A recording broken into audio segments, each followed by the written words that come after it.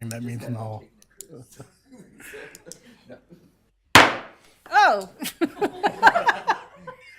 Good evening. The time is now 6:30, and I call this regular meeting of the City of Victoria Council to order. It is our tradition to begin with the Pledge of Allegiance. We invite you to stand and join us. Pledge allegiance to the flag of the United States of America and to the republic for which it stands, one nation, under God, indivisible, with liberty and justice for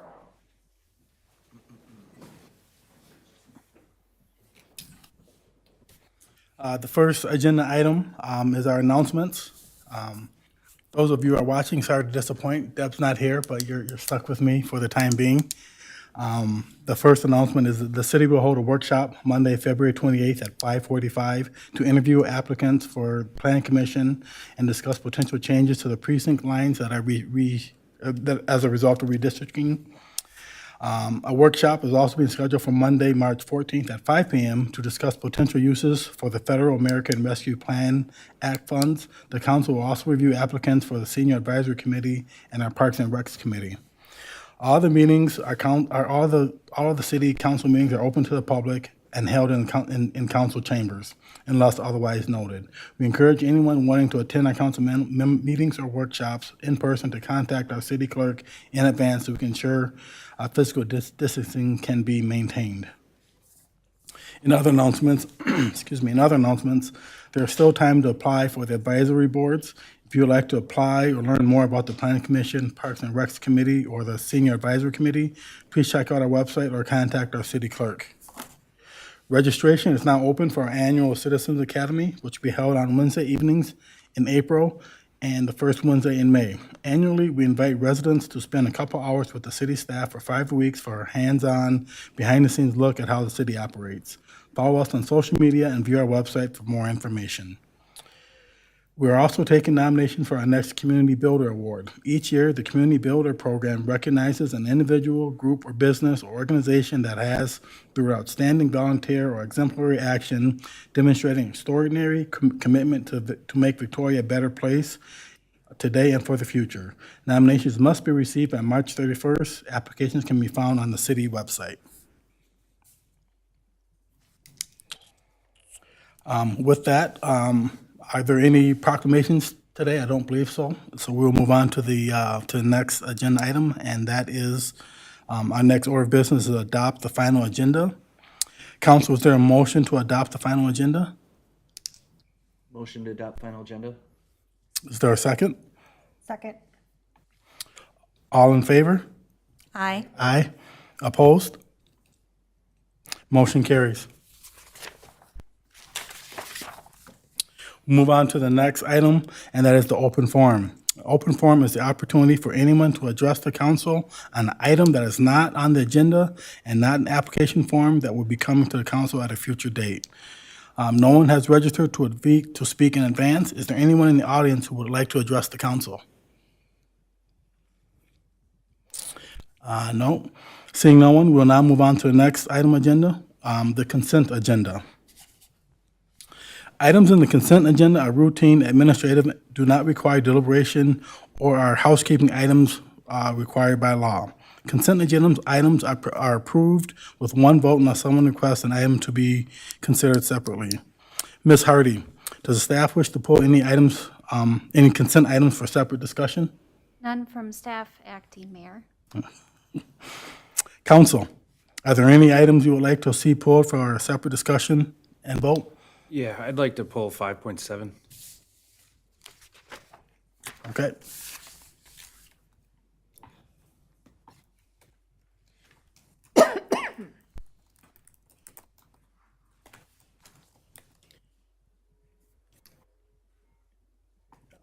Remind me what that one is?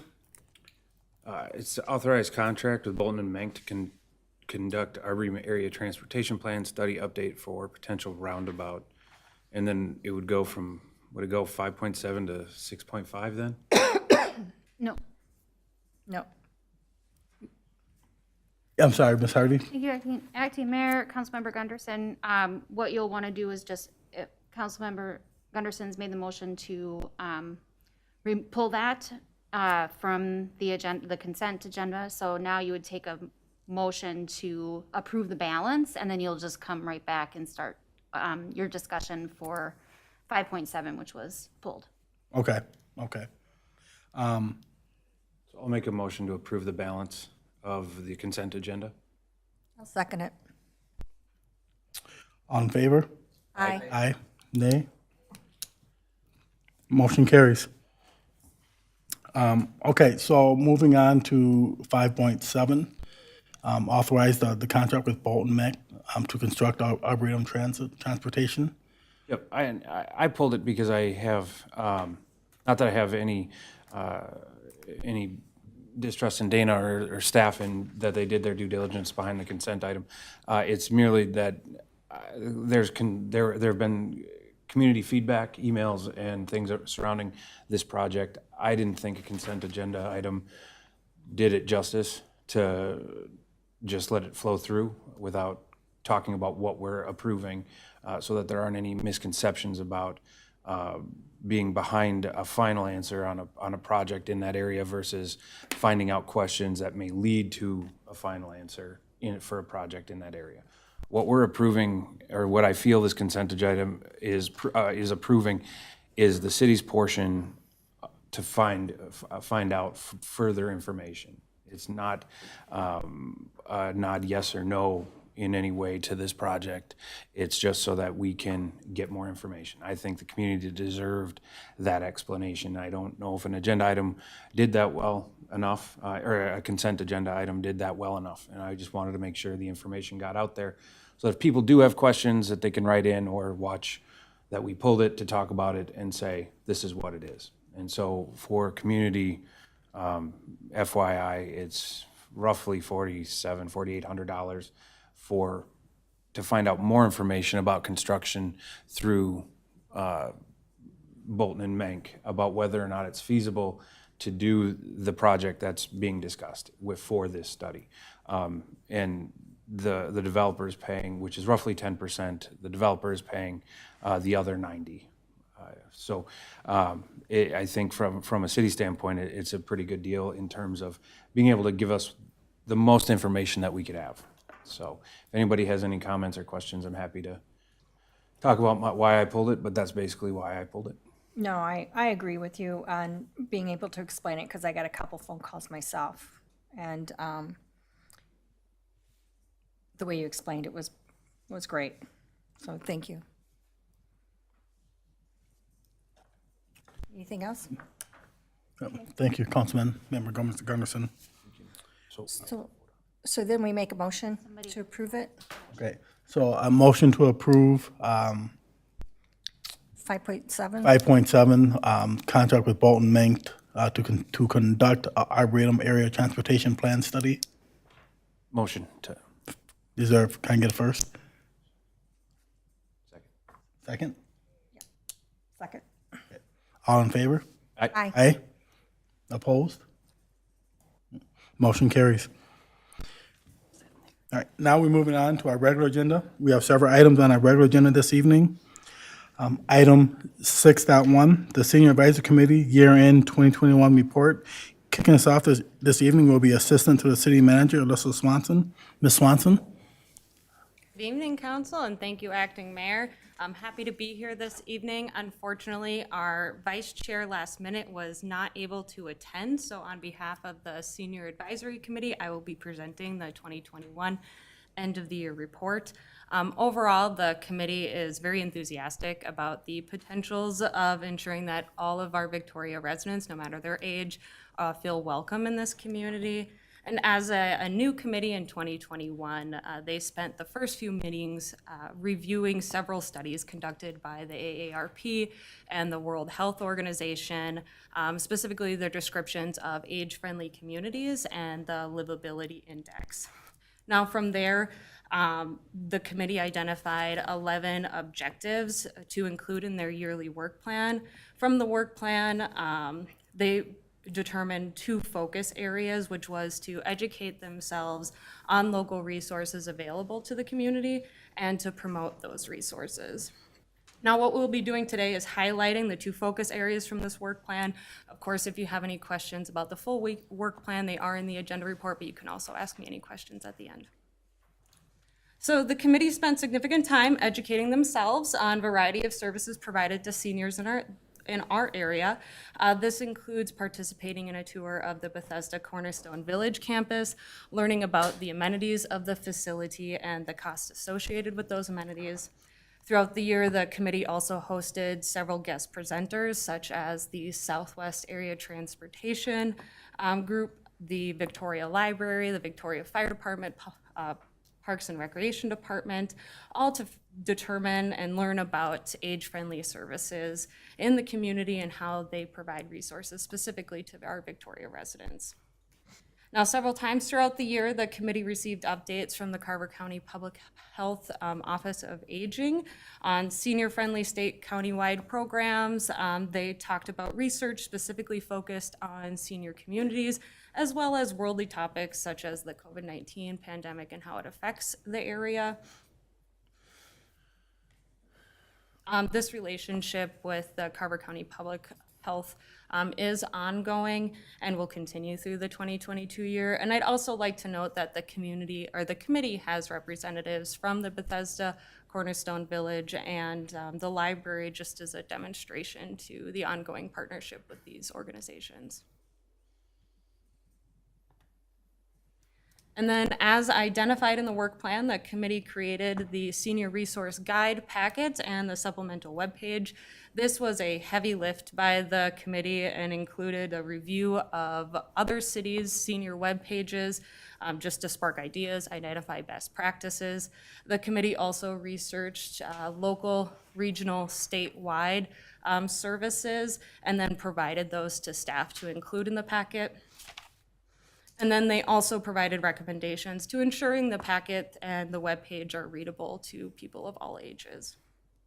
In addition to its creation, the committee has been assisting in the promotion of the guide and promoting recommendations on ways to reach Victoria's senior population. They've helped design the guide's flyers. They've helped with the instructional video on how to use the webpage.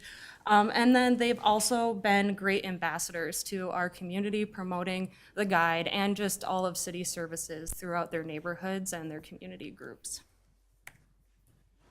And then further in 2021, the committee anticipated launching the inaugural 2021 Senior Resource Expo. Unfortunately, this was postponed due to the COVID-19 pandemic, but has been rescheduled, we're happy to say, for spring of this year. Mark your calendars. It is May 17th, 10 a.m. to 2 p.m., and it will be held at the Lions Park Pavilion.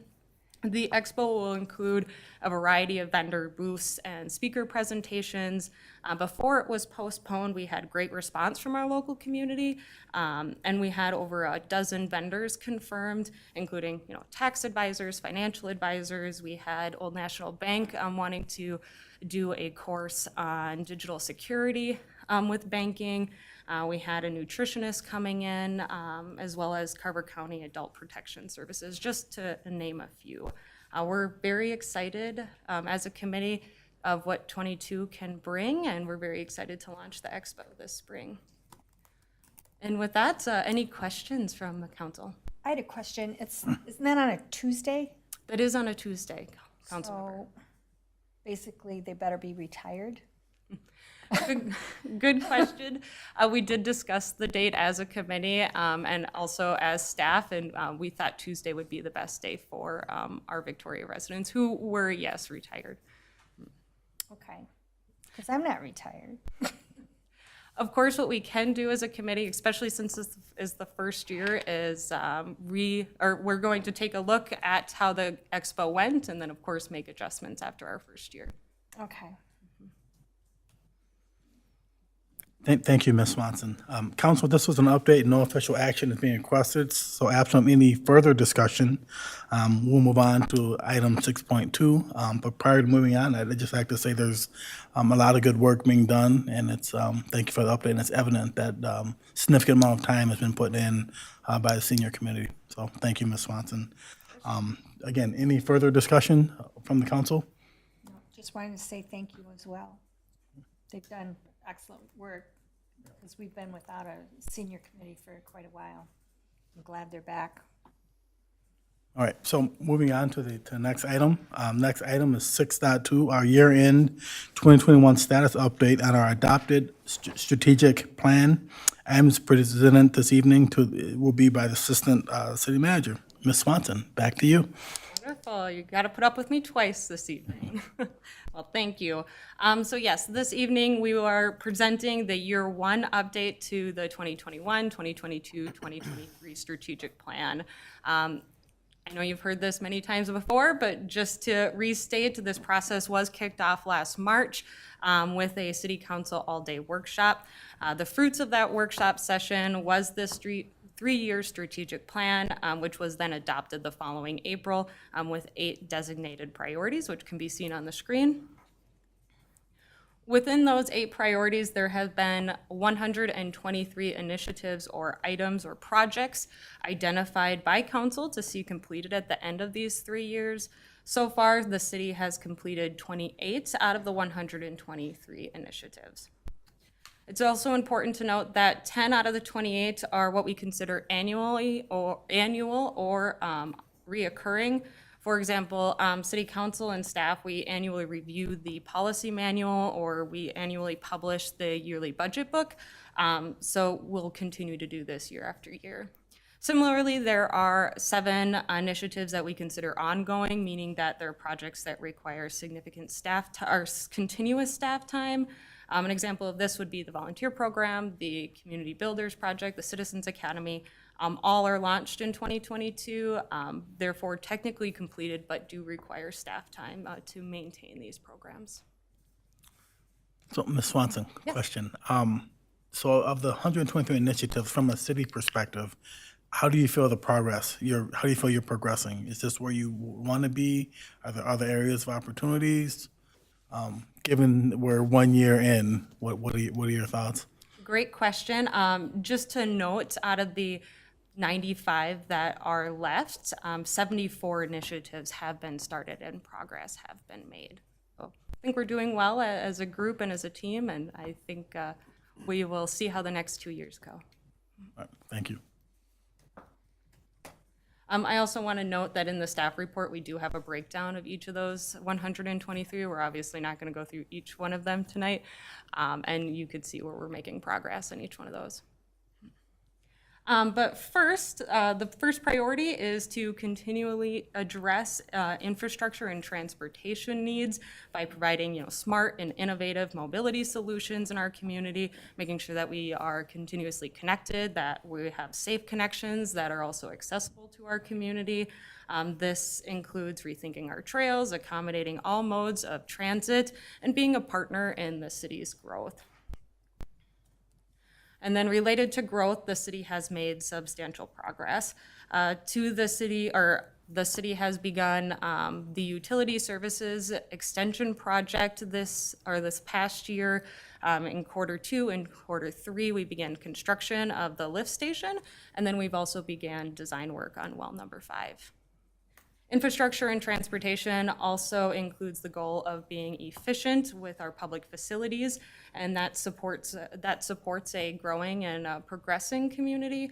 This year, council, you've adopted a public facility space needs assessment with implementation of that already kicking off in Q4 and continuing into the year. Economic vitality, priority number 2, has 10 initiatives identified. 2 of those have been complete and 4 of those progress have been made. The goal of this is to improve the quality of life and economic well-being in our community. And then in 2021, we've made substantial progress to the growth of our economic areas, including the downtown west and south growth areas. We've also participated in a public finance tool and economic development authority workshop just to identify the tools that we can use to continuously grow our economic areas. Priority 3 is housing and community character. We have 8 initiatives under this priority. And just to remind everybody about this goal, everyone in Victoria has access to safe and affordable housing to support good quality of life, and development will protect and enhance Victoria's unique character.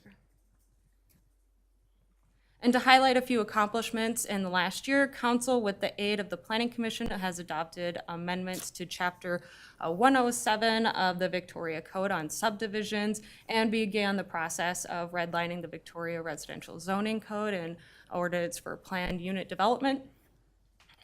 Ordinances involve a complex and technical information, and reviews and amendments take a significant amount of time and have extensive research that goes along with it, paired with market city analysis. So this has just been a big lift for our commissions, for you, council, as well as staff. So good accomplishment throughout this year. And then also, City Council, you've held a joint workshop with the Planning Commission to, again, identify those affordable housing needs in our community, and we brought in the Urban Land Institute and also had conversations with the CDA. Service excellence has the goal of making sure everyone in Victoria has access to quality services that are delivered efficiently, but not only that, also in a cost effective and timely manner. Out of service excellence, we have 25 initiatives identified. 7 of those have been completed, and 15 have been, progress has been made. So grants are a great way for the city to receive funding beyond our limits and in our operational budget. They can also help bridge gaps between resources and city needs. City staff this year have applied for 17 grants. Out of those 17, 11 have been awarded, which equals about $42,000 of grant funding received this year. And then throughout 2021, the reason I'm sitting here before you this evening is we provide quarterly updates about our strategic plan, and we also post them publicly on the city's strategic plan dashboard. And since the dashboard's launch in May of 2021, we've had 100 unique users viewing the dashboard, utilizing all the amenities the dashboard provides. And just to note, the most frequent pages of the dashboard are our quarterly spotlights, which were released new for 2021. And then as the organization continues its commitment to employee health and well-being and making sure we have a fit staff to do all these projects, we established a wellness committee in 2021. The committee's first priority was to create a wellness and a lactation room within City Hall. The committee also created an annual staff engagement calendar, which was launched this last December. What's shown on the screen here is a benchmarking tool that helps employers assess to what extent these wellness initiatives actually are helping employees. It is done by the CDC. It's called the CDC Work Site Health Scorecard, and it has a variety of different key areas that it focuses on, including organizational supports, high blood pressure, stress management, maternal health, etc. The horizontal line that you see on screen here is the average score for similar sized workspaces throughout the country. Throughout the past year of the committee, the city has increased its score from 148, which was below the average, to 162, which is well above the average. The next on the list is engagement and communications. Has the goal to make sure that everyone in Victoria has access to services and are communicated efficiently. Part of that is to maintain an up-to-date website with the goal to increase traffic by 5% annually, which would include about 112,000 site visitors. We've significantly passed that goal this year with an average of 45,000 page views annually or quarterly. You will note that in Q2, the website saw additional traffic. Due to the summer months and summer activities, we anticipate to see additional site usage. We also had the watering ban occur in that period as well. Yeah. In 2021, we did launch the Community Builders Award in celebration of our Victoria champions. Also, we have the Victoria's new council briefs, which were designed to condense, a couple hours of a city council meeting into just a short few minutes of reading. Public safety, keeping Victoria's communities safe. Some highlights from this would be that we've had all of our firefighters participating in about 30 hours of training quarterly and maintaining their training hours. They also launched their first virtual open house to attract new members to the fire department, and they've also completed a future second fire station study in the partnership with University of Minnesota. Recreation and culture. In quarter two, 2021, recreation and culture checked off a big one on the list, which was to launch the Wasserman Lake Preserve. With that is the implementation of the Friends of the Wasserman Lake Preserve program, trying to get volunteers and people engaged in programs and activities within the park. Park and Recreation Committee this past year also completed a revisioning of our parks and trail system. And then we also launched a Volunteer Victoria, which is a website, a one-stop shop for all volunteer opportunities within the city. And then last but not least is environmental sustainability. Staff continuously attends EV training. One more recently is one offered by the Great Plains Institute. We continually research ways to try and be good environmental stewards as well as leaders in the community. This last year, with budget preparations, city planned for and anticipated moving to quarterly utility billing and to monthly, and we anticipate that occurring in spring 2022. And then lastly, City Council, you've adopted amendments to the Victoria Municipal Code Tree Preservation Ordinance. And then if you do want to take a deeper dive, you can do so on the city's website by going to our strategic plan dashboard. If you hover over the governments tab, you can find strategic plan on the very right. And with that, I will stand for any council questions. Thank you, Ms. Swanson. Council, there's no action being requested. As this is only an update, I'll open the floor for a discussion. Council.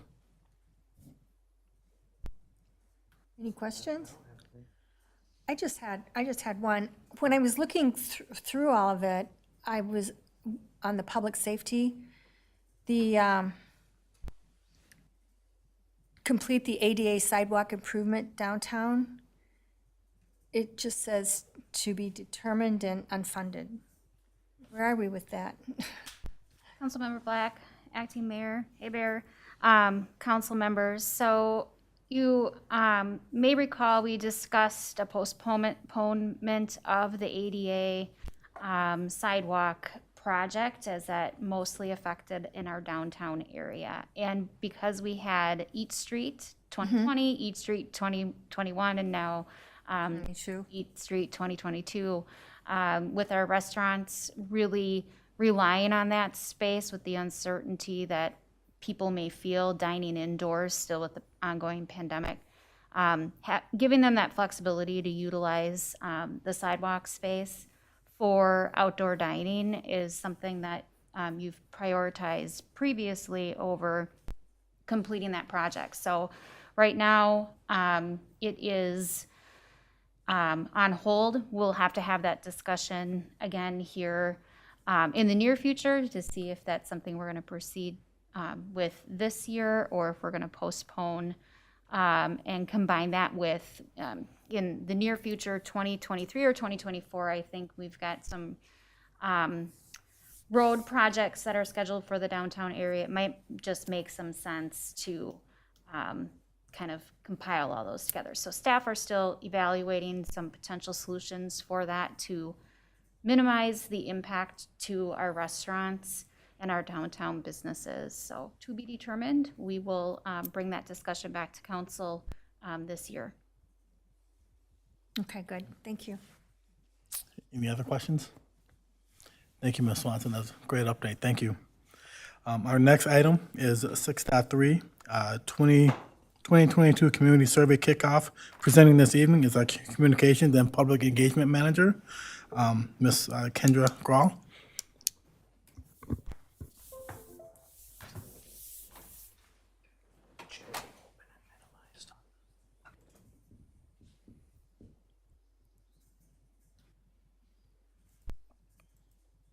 Get there.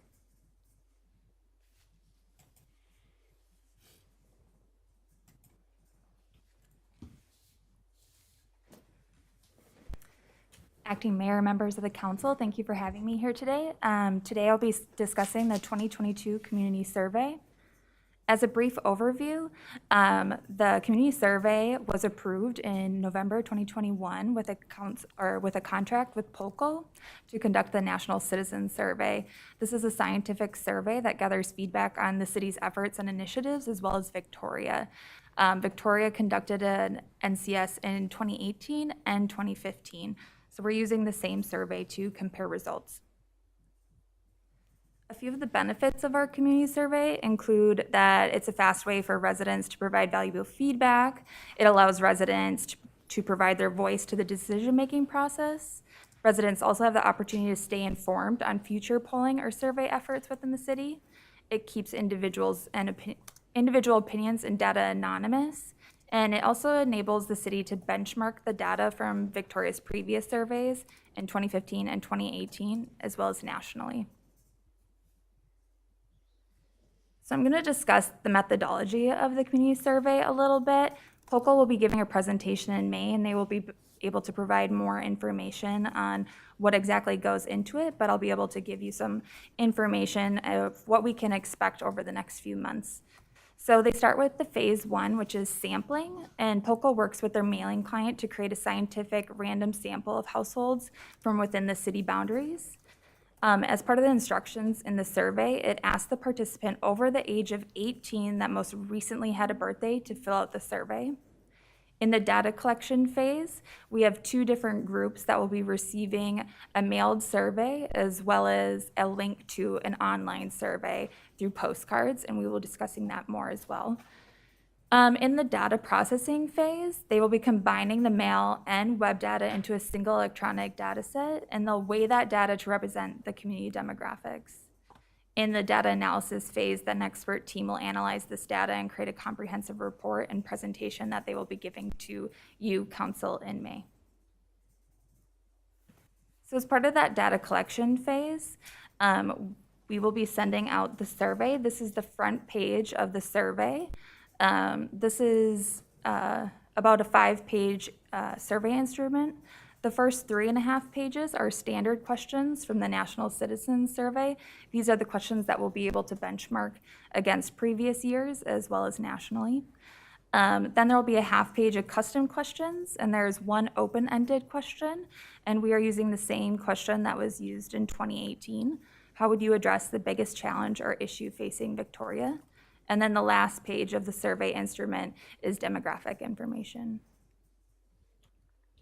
So as part of the data collection, I mentioned there were two different groups. There is Group A and Group B. Here's an example of Group A materials. They will be opening up the data collection with a postcard to Group A, which this is an example of that. And then there is a first wave of letters. And in that letter, it'll also include that 5-page survey, as well as a prepaid postage stamped envelope that they'll be able to return that survey through that. But there also will be a link to the survey online as well if people prefer to fill that out online. The Group B materials include 2 waves of postcards, and this is an example of that. So that data collection was for the National Citizen Survey, and then we will also have an open participation community survey. So the initial national community survey is limited to a random sample to make it scientific. And then we will also have the open participation survey available to all residents. This is the same exact survey that's available in the scientific survey, just the answers will be received differently and they will be kept separate. To take the open participation survey, it does require an email address and a zip code so that we can verify that they are residents of Victoria. And then once that survey is released, it will be available on the City of Victoria's website, and we will be sharing it through our communication channels. Here is what we can expect in the next few months in terms of the community survey. So we are finalizing all of the survey materials right now, and the data collection will open on February 25th. That's when that Group A postcards will be sent out. Then we'll have the first wave of survey invitations on March 4th. The second wave of survey invitations will be on March 11th. And then starting on April 1st, that open participation survey will be released. That's when it will be available on our website. And then on April 15th, the data collection closes. Then on May 13th, that's when the report will be sent to the city, and that includes a national benchmark comparison information as well as an executive summary. And then on May 23rd, we can expect to have a presentation from POCO on the results during the city council workshop. And with that, I will open it up to any questions on the 2022 community survey. Council, any questions? There's no action at this time. Yeah. I just had, how does an email and a zip code guarantee that they're a resident? So they would have to put it in. I think we can have them verify through voter registration as well. Okay, because if you know the zip code, you can. Yeah, Commissioner Black, acting mayor, members of the council, that is one of the reasons why there will be two separate collections of survey data. So the scientific survey that will be random selected and mailed will have identifying, not individually identifying features, but will have numbers that will match up with things that are sent out to know that they're submitted by the people within Victoria. The online open participation survey does potentially have the opportunity to have a broader reach, but that's one of the reasons why it's kept separately, and those that data is going to be analyzed individually from the scientific survey. Okay, so the questions are basically the same as before? The main section of the National Citizen Survey is the same, and then the open-ended question is the same as 2018. Okay. Or you said as before, correct? So, all right. So it's basically the same as before? There is a half page of custom questions that is different than the 2018 and 2015 survey. Okay. Are we going to know what those are, or is that, we're just going to be surprised? Councilmember Black, Acting Mayor Hebert, members of the council, I reviewed the questions that we'd be using for that custom half page with you all in our last one-on-ones, but I'd be happy to send that out again if you would like me to do that. Okay, because I don't remember that part. Okay, thanks. When it comes to surveys like this, are there public health questions by nature, or is that a different style of survey? And I'm curious because I know the county's gearing up to do a public health survey in the next few months, or next year maybe, but a pretty comprehensive one. But I was just curious if we had anything that could gauge mental health style questions, gauge the temperature of people on services that we might not offer. Not to offer them, but to maybe create resources to point people in the right direction on a city level. Even if it's pointing to something at the county or at the state websites that are already created. But I think with the emergence of mental health on the national stage and becoming more discussed within circles, I think it's important that we get questions like that answered. So I don't know if it's this survey or another one that's appropriate, but I would like to see in future surveys public health style questions that relate to residents in Victoria. Councilmember Gunderson, thank you for that question. There are some questions related a little bit to that, not specifically on mental health, just because we are limited to those standardized questions, and then the limited space of custom questions that we could include. That said, we also have the option to do ad hoc pulse surveys through this platform as well that we could open to the community. Is that an additional cost? It is not for this year. Okay. So I think it would be, I mean, this is my opinion, but I think it's a good opportunity to ask a few, maybe 1 or 2 or 3 questions, just to gauge the temperature of people and where they're at. And if they know what services are available, whether we know they're looking for services that are or aren't available, things of that nature. And Thank you, Mary Bear. Councilmember Gunderson, thank you for your questions. Members of the council, I think what I might suggest is that we perhaps try to get plugged in with the folks responsible for creating the public health survey. I don't think we want to duplicate efforts. Is certainly being that, or step on their toes, since public health is in the wheelhouse of the county. But we're certainly happy to ask those questions, just make sure that, and share out information with council and make sure that you all are feeling like there's no gaps in that.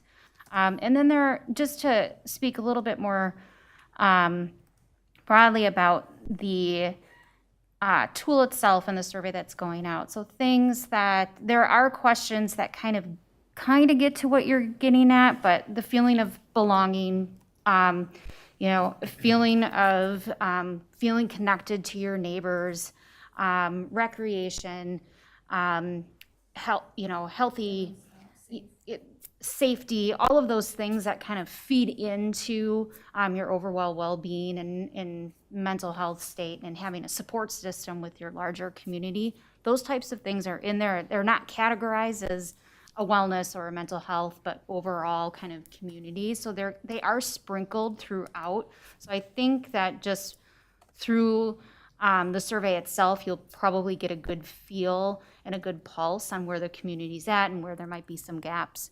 But there certainly could be an opportunity to express some of that further with the county through their public health.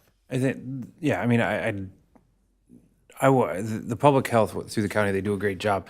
But I just don't know if they get as granular down to city level versus the county residents that they're polling. And they might say, so I just want to make sure that we do have a representation or a good sample of Victoria residents that we can draw from at the county level then, if we're going to work with them. I'm happy with that answer. It's just, I think as long as we can get a good representative sample of Victoria residents and their feedback regarding some of the things that are on national conversation level, down to our community level, and where we're feeling some of the things that people talk about on a national stage. Is that fair enough? Mm-hmm. Okay. Thank you. Good discussion, and I'm looking forward to seeing the results. Thank you, Ms. Grawl. If there are no other questions, we'll move on to the next agenda item. Our final agenda item on the regular agenda is item 6.4, Marsh Hollow Final Plat and Zoning. Presenting this evening is Community and Economic Development Director, Marty Dahl. Mr. Dahl, the floor is yours. Thank you, Acting Mayor, members of the council. Yes, before you this evening is a application for final plat and zoning for the Marsh Hollow First Edition. Just a little bit of background, how we got to this point. So back in April of 2021, this was first introduced as a sketch plat before both the Planning Commission and City Council. That then moved into preliminary plat, which was approved by the council in August. You'll recall this parcel was previously not within our city boundaries, but was annexed by the order of the Minnesota Office of Administrative Hearings in September of last year. And then just 2 weeks ago, the Planning Commission did review the final plat and recommended approval. This area is a portion of 10580 Victoria Drive. It's located west of Victoria Drive and south of the no longer proposed but currently being constructed Hunters Brook development.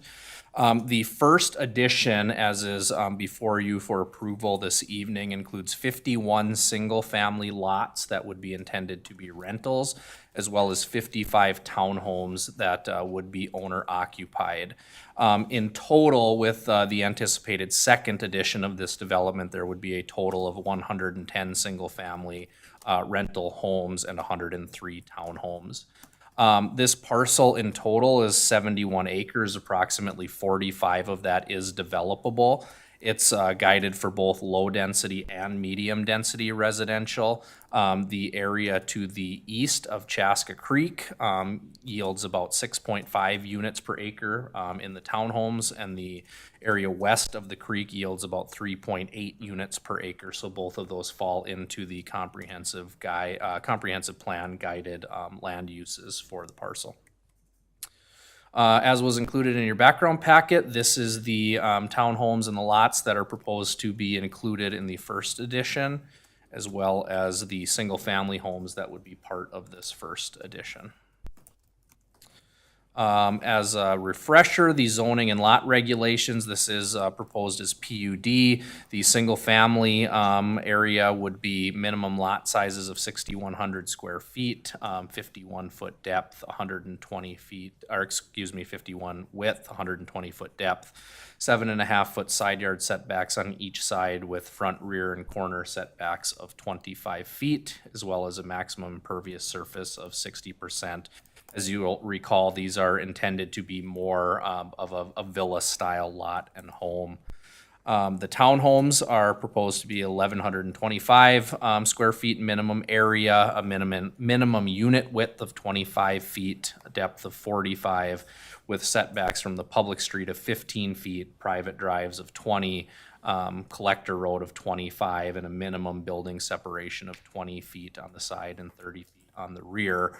The max impervious surface for these townhomes looks high at 95%, but that is because the parcel that makes up the townhome building takes up almost the entirety of the building itself. There's not a lot of space, but overall the area, the entire area that includes what will become HOA maintained outlots and some of the city-owned wetland is well below our typical impervious surface. This development also proposes a clubhouse that would be for use of the single-family rentals with a swimming pool and fitness area. Staff and applicant have had some initial conversations related to providing a shared parking lot between the park and the clubhouse. We're going to be talking about that in good faith as we move into the second edition later on.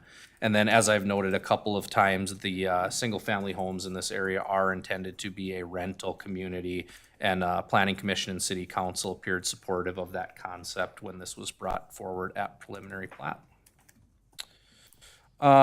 We do have a couple of areas that require buffers and screening. One of them is along the railroad tracks that are on the southeast corner of the single-family area. So the applicant is proposing a 40-foot landscaping buffer as well as a berm along those tracks. That would also include 223 trees being planted across. There was some conversation during preliminary plat about a fence and whether or not one should be required, but it seemed to be the consensus of the council and planning commission that with the berm and the landscaping, a fence was not likely necessary. There are also a few double and triple fronted lots in the townhome area that are being proposed to meet the planning and buffer requirements of the code. Related to landscaping, specifically trees, this development will be retaining 39% of the significant trees on the property. That comes out to, with our updated tree replacement ordinance, approximately 1,400 caliper inches or 480 trees that will need to be planted in replacement. Combined between the first and second editions, the applicant is proposing to plant 926 3-inch trees as well as 172 shrubs. So between the two additions, we'll be meeting the tree replacement requirements. There is also park dedication requirements, as with every development. In this development, that is being proposed to be satisfied through land dedication and trail credit. That land dedication includes Outlot J, which will become a city park, and includes a large tree preservation area, as well as the half-acre site that will become the well site for this development, Hunters Brook, and additional development in this area. The well site property will be located just to the south of the lift station property that was platted as part of the Hunters Brook First Edition. Trails and sidewalks are being proposed in this development. The red on your screen are 8 foot by 2 minutes trail, with the blue being 6 foot concrete sidewalks. So you can see, in addition to trail along the collector roadway, there is also trail proposed behind the homes that are being platted, with the intention that that will continue around the rest of the development in that second edition. 6 foot concrete sidewalks are being proposed on one side of the streets per city standards in the single family area.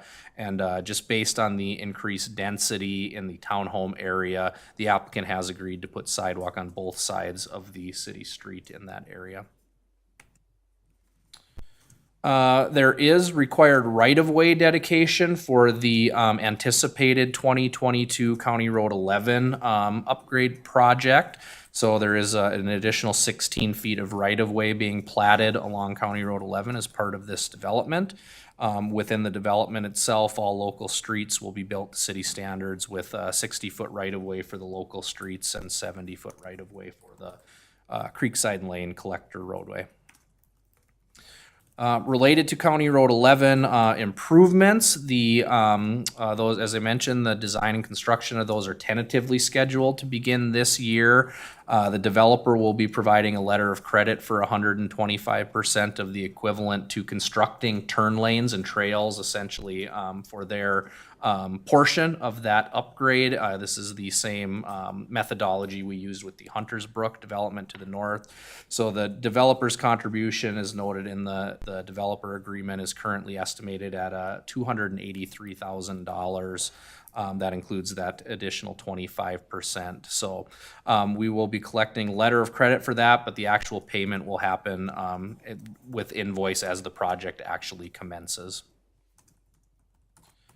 As far as site utilities and stormwater, the utility plans are being finalized, with the final plat being conditioned upon those final approvals. Similar stormwater plans are being finalized with the Carver County WMO, and the final plat will also be conditioned upon those final approvals. There will be utility oversizing in this development, so there are some sewer and water lines that will need to be oversized to provide capacity for properties to the north and west for future development. The city traditionally pays the difference for these oversizing from the sanitary sewer and water enterprise funds. The total oversizing cost is still being finalized, but that will be included in the final developer's agreement. And then traditionally, a reimbursement is made for that oversizing at the time that utilities are installed and accepted by the city. Again, this is comparable to the Hunters Brook development, which also included oversizing for our South Growth area. So prior to recording, assuming approval of this final plat, the applicant would have fees that would be paid to the city, including water availability, sewer availability, warning, siren, and escrow. And then, as I noted, letter of credit will also be collected in addition to the 11 roadway for the development, construction, and landscaping, around $6 million of credit. So, all that is to say is that staff believes the final plat is generally consistent with the preliminary plat, and that all conditions have been met or are to be conditioned upon final approval, with those conditions being addressing all of the items that staff and engineers have outlined to finalize the construction plans and getting the final construction plans approved. Entering into a development agreement with the city, which a draft was included in your background packet, paying all applicable fees and providing the required financial guarantees. final approvals from the CCWMO, execution and recording of necessary easements for the construction of Creekside Lane as a collector roadway, complying with the city attorney's plat opinion, submitting and recording HOA docs or covenants, including disclosures and recording a letter of interest specifically related to Marsh Lake Hunt Club, the railroad tracks, future street extensions, and other standard disclosures. Complying with all applicable requirements, reviews, and approvals of city staff for any entrance monument or sign that would be intended to be installed. Recording the final plat at Carver County within 120 days of approval, and furnishing the city with a certified Mylar copy of that plat evidencing filing with the county. And with that, Acting Mayor, I will turn it back over to you for any questions or discussions. We do have representatives from the development team if there are any questions for them. Thank you, thank you, Marty. Council, any questions?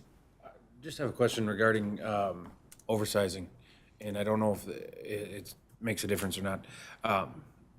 Is there a higher cost going from what is low density for this particular zoned area to bordering a high density, which I think is where this is at?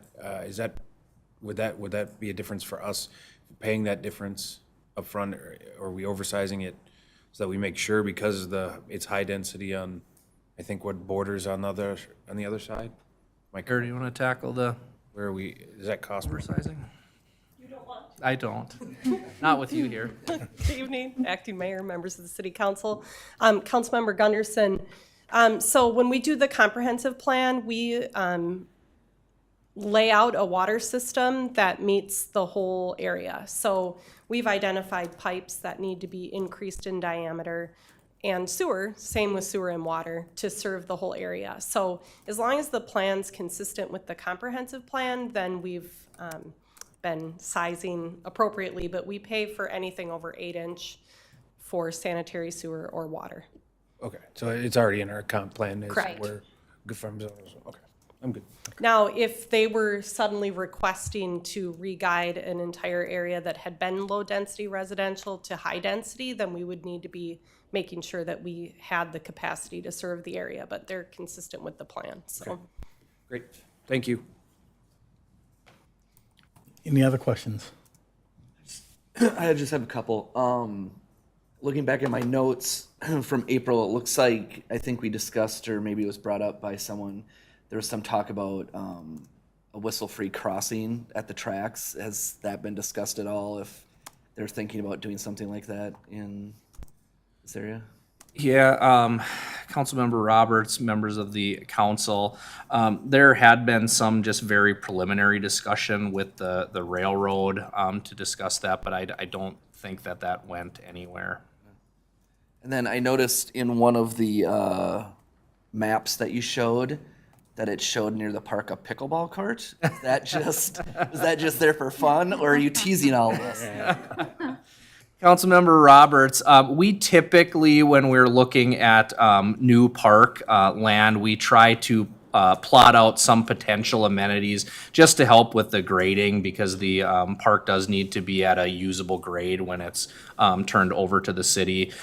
So there had been some discussion about potentially, does it make sense for pickleball courts in this area? So one had been plotted in. That is not a final decision, so don't want to get anyone's hopes up too high that this has been approved and it's getting pickleball courts, but it's certainly an opportunity for that park.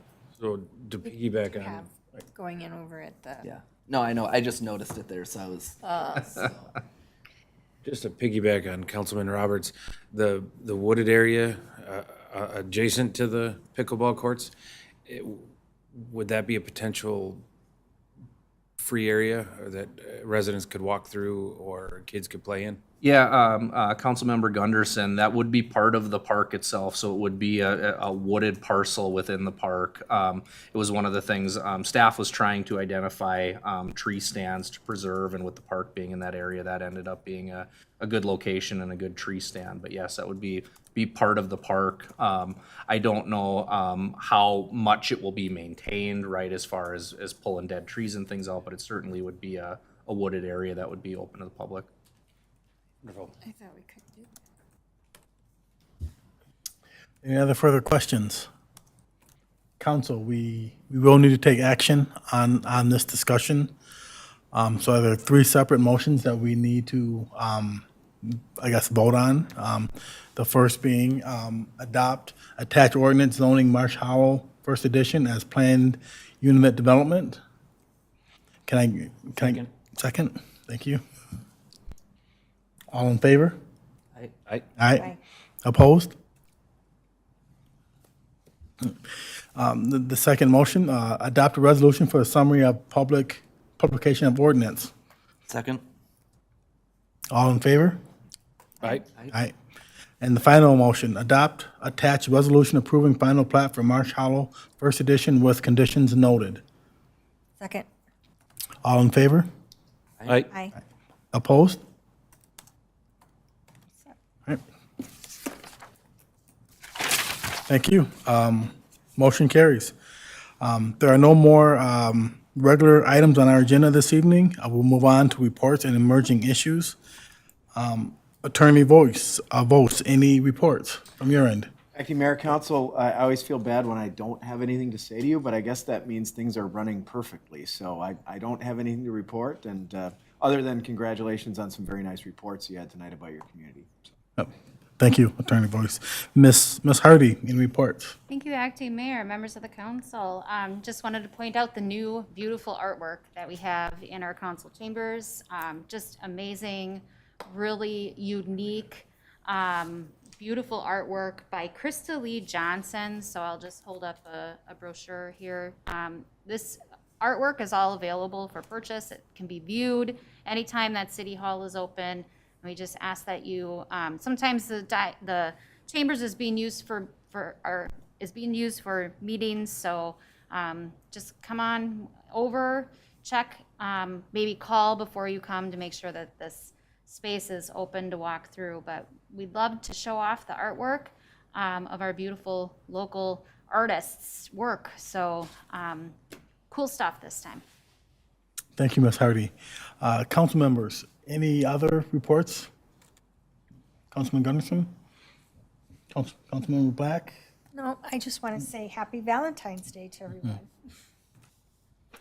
All right. As acting mayor, I have no additional reports. Members of the council, if there are no more items to come before the body this evening, may I have a motion to adjourn? Motion to adjourn? Second. All in favor? Aye. Aye. Opposed? Thank you. Motion carries. We stand adjourned. Thank you and good night.